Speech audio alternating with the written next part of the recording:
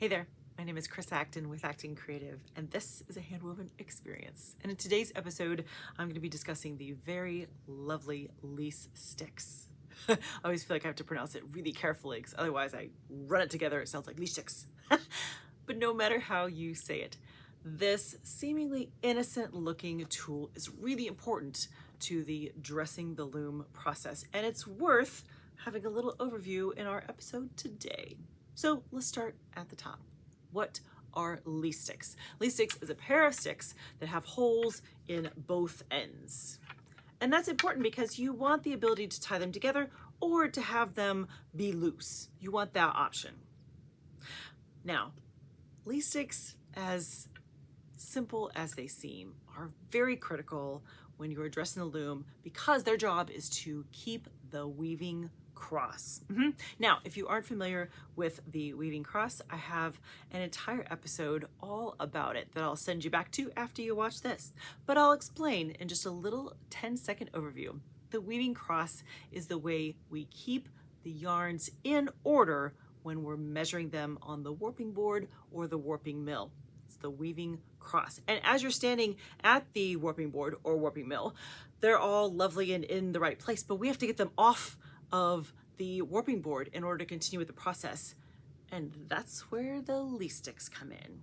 The Lease Sticks slide into the cross where the pegs were, in essence, keeping everything in exactly that very careful order that you spent so much time creating. So they are very important. That's the primary role of any set of Lease Sticks. However, they can also help in other parts of the process.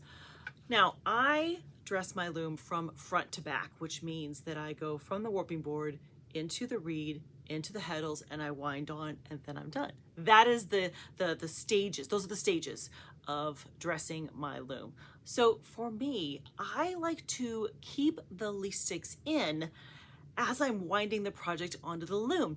I use them as another kind of checkpoint for as my yarns are all winding into the loom. So I like to kind of tie them up in front of the beater bar so that all those warp yarns have to go over and under some Lease Sticks before they get to the beater bar and carry on their path into the loom. It's just one more way to catch any twists or knots or any other craziness that is happening in the warp for your project. So while the main function of Lease Sticks are to keep the weaving cross in place, you can also use them in other parts of the process. Specifically for me, I like to use it when I'm winding the project into the loom. So ponder if the Lease Sticks could help you in another part of the process as well. It can do double duty, honestly.